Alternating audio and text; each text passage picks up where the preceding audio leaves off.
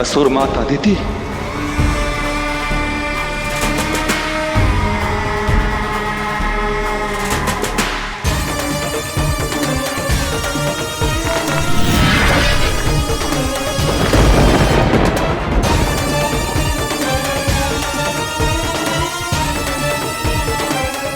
शिव के नेत्र से उत्पन्न इस अग्नि को अब ये शिव का दिया हुआ बाण ही काटेगा, बाण ही काटेगा, बाण ही काटेगा।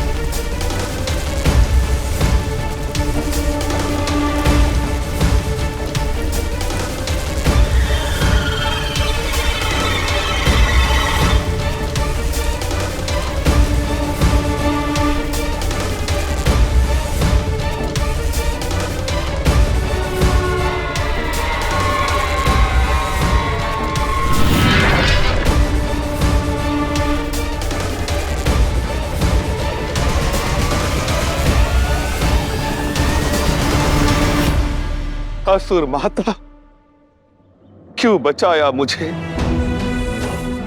कठिन प्रयासों के पश्चात शिव भक्ति से शिव के तीसरे नेत्र की अग्नि पाई थी। अब कहां से लाऊंगा तुम्हारा अग्नि? कैसे करूंगा अपने अर्थहीन जीवन का अंत? नहीं गुरुदेव, अब आपको अपने जीवन की डोर त्यागने की कोई आवश्यकता नहीं। मैं आपके लिए जीवन का नया आधार लाई हूं, नया आधार लाई हूं।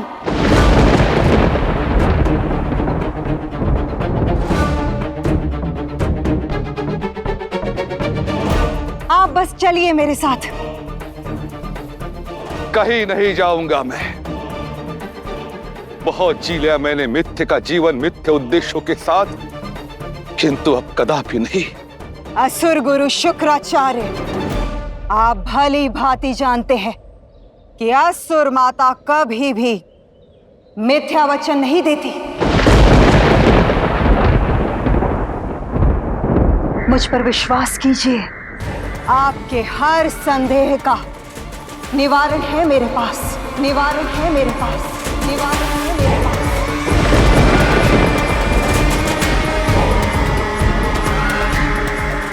जीवन भर जिस असुर साम्राज्य को आपने सींचा, अब समय है उसे संभालने का।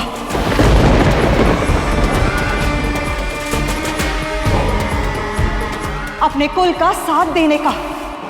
आप बस मेरे साथ चलिए गुरुदेव।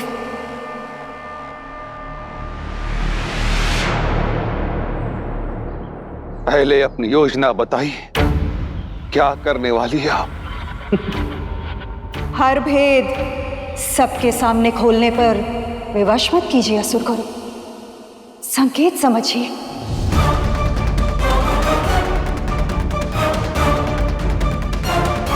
मुझ पर विश्वास कीजिए असुर गुरु और चलिए मेरे साथ।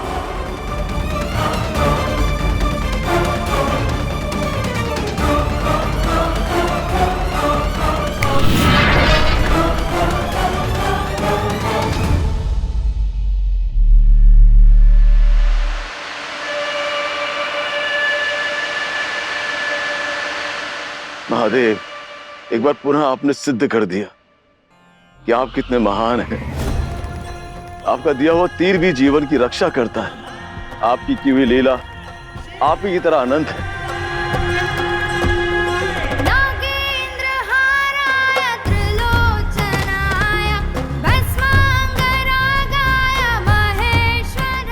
असुरराज गजासुर, तुम्हारी निश्चल और निस्वार्थ भक्ति को ये संपूर्ण संसार सदैव स्मरण रखेगा। तुम्हारा कल्याण हो।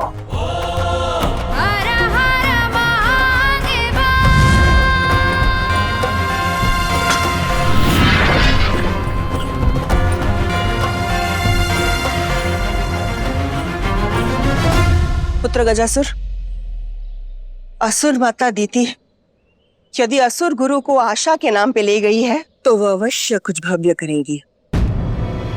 संसार संकट में ना आ जाए। असुर माता, मेरी इच्छा के विरुद्ध आप मुझे यहाँ क्यों लेकर आई है?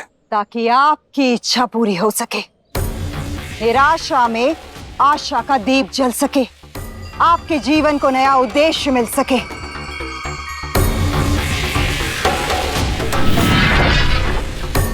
ये देखिए गुरुदेव। इस पात्र से कैसी आस? वस्त्र तो हटाइए गुरुदेव, सब कुछ स्पष्ट हो जाएगा।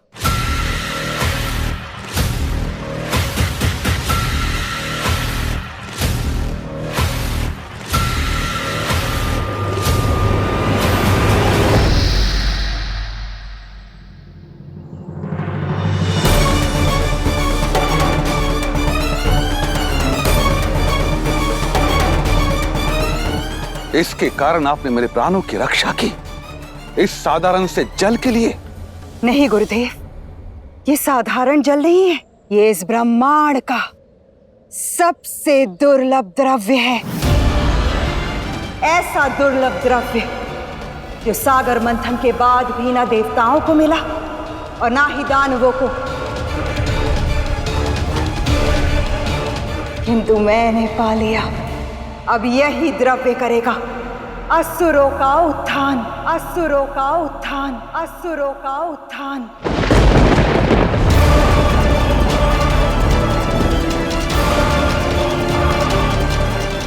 किंतु ये है क्या? शिव और शक्ति के आंसू गुरुदेव, आंसू गुरुदेव, आंसू गुरुदेव।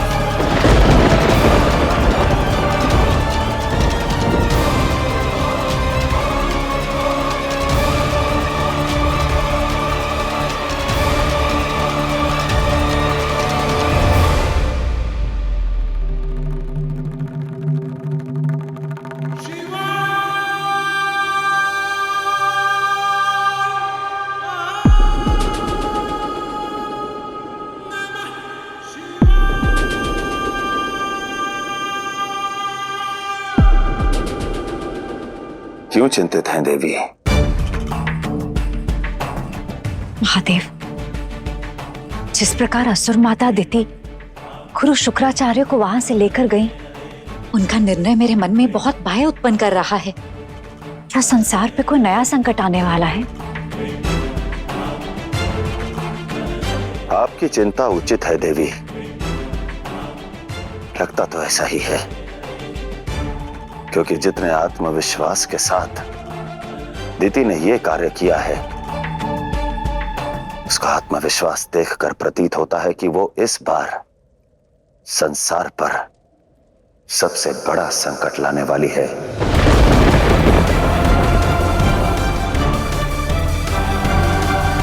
शिव शक्ति के आंसू, ये तो दुर्लभ, अति दुर्लभ है। साक्षात शिव और शक्ति का बीज है ये आंसू, उनका प्रतीक उन्हीं के भांति सर्वशक्तिशाली है। किंतु असुर माता दिति, ये आपको कैसे और कहां प्राप्त हुए? नहुष और अशोक सुंदरी के विवाह के समय पुरूरवा की शर्त के अधीन जब शिव और शक्ति भिन्न होकर कैलाश से दूर मदरांचल पर्वत पर रो रहे थे,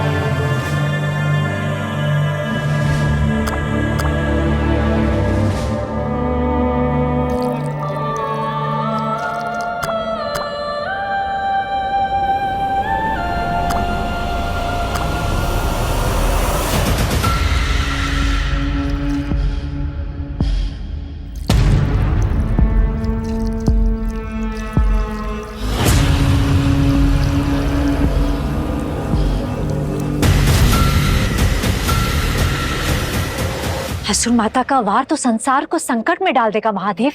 चलिए हमें उन्हें रोकना होगा। नहीं देवी, नियति में हस्तक्षेप करना ना तो शिव और शक्ति को शोभा देता है और ना ही त्रिदेवों को। इस संपूर्ण संसार में हर जीव को अपनी इच्छा के अनुसार कर्म और कुकर्म करने की पूर्ण स्वतंत्रता होती है। हमारा कार्य उन्हें फल देना होता है, पथ निर्धारित करना नहीं। क्यों महादेव? यदि हम जानते हैं कि व्यक्ति कर्म नहीं कुकर्म की ओर बढ़ रहा है तो उसे रोकना अनुचित कैसे हुआ? इससे पहले कि गुरु शुक्राचार्य और दिति संसार के लिए कोई नया संकट उत्पन्न करे, चलिए हमें उनकी सोच पर विराम लगाना होगा। नहीं देवी, शिव ऐसा अनर्थ नहीं करेंगे। मैं ये अवश्य करूंगी। मेरे पास गर्भ है और मेरे पति महातपस्वी ऋषि कश्यप है। अब इन सब के योग से शिव शक्ति के अंश रूपी संजोग मेरा पुत्र बन के जन्म लेगा, पुत्र बन के जन्म लेगा, पुत्र बन के जन्म लेगा।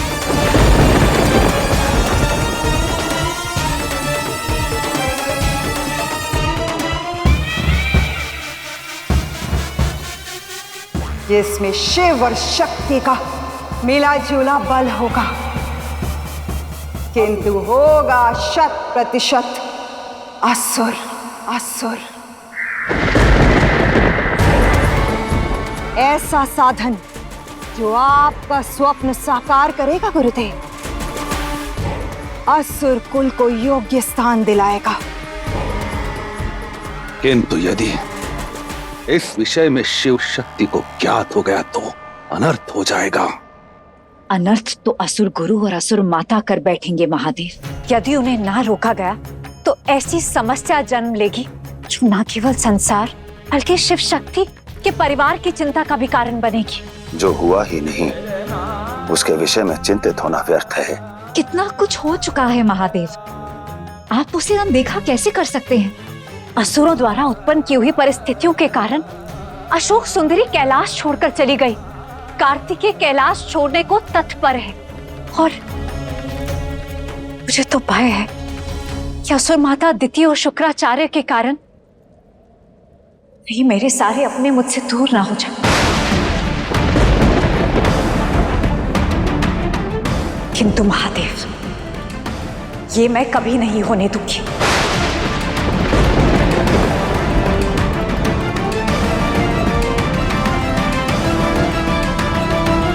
आप इस संसार की आदि शक्ति हैं। भय और भावनाओं में बहकर आप अनुचित निर्णय ले रही हैं। भय वो क्षय है जो मन की शांति को छीन लेता है। भयग्रस्त मन अंधेरे में पड़ी रस्सी को भी सर्प समझ लेता है, मार्ग बदल लेता है। जानते हैं, शिवत्व और सभी शास्त्रों का सार क्या कहता है? वो कहता है कि आपको सर्वप्रथम स्वयं के भीतर के भय पर विजय प्राप्त करनी है, अभय होना है। और जो भी निर्भय है उसे भूत, भविष्य और वर्तमान की कोई भी परिस्थिति कर्तव्य पथ से डिगा नहीं सकती।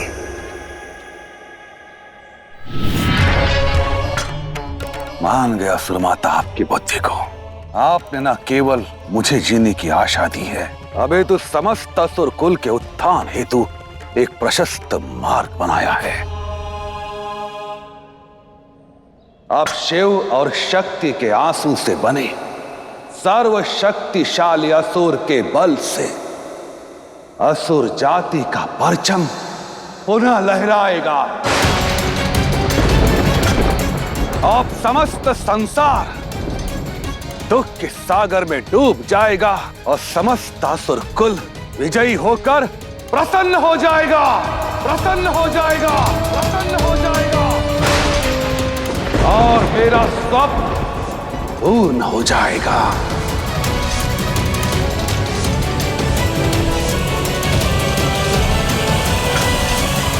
महादेव, मुझे आपके परामर्श की नहीं, साथ की आवश्यकता है।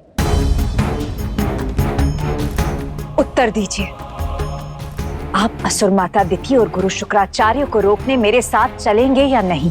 नहीं, मैं कहीं नहीं जाऊंगा।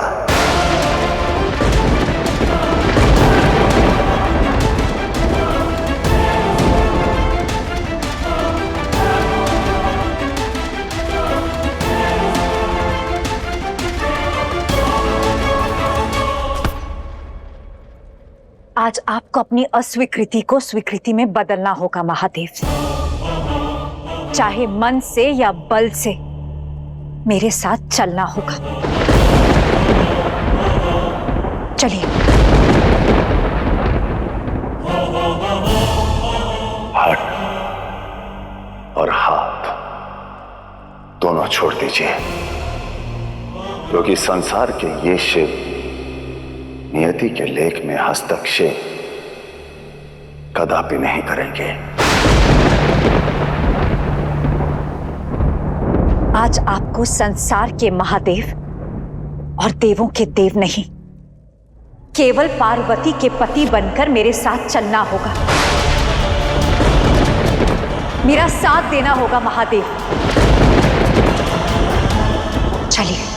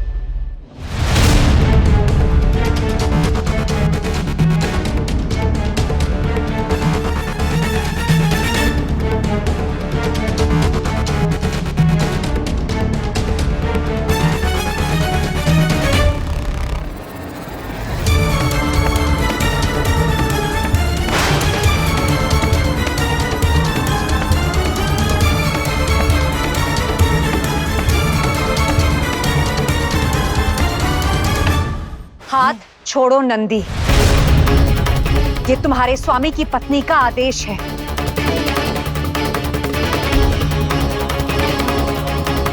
ये आदि शक्ति का आदेश है। हाथ छोड़ो। माता, इस संसार का हर प्राणी सहायता के लिए महादेव का हाथ थामना चाहते हैं, किंतु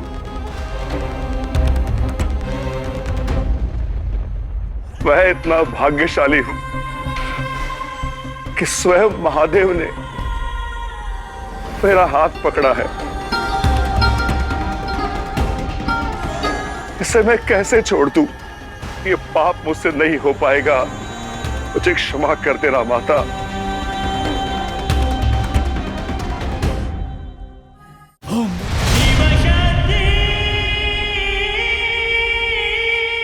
उचित है, मैं अकेले गुरु शुक्राचार्य और असुर माता दिति को रोकूंगी।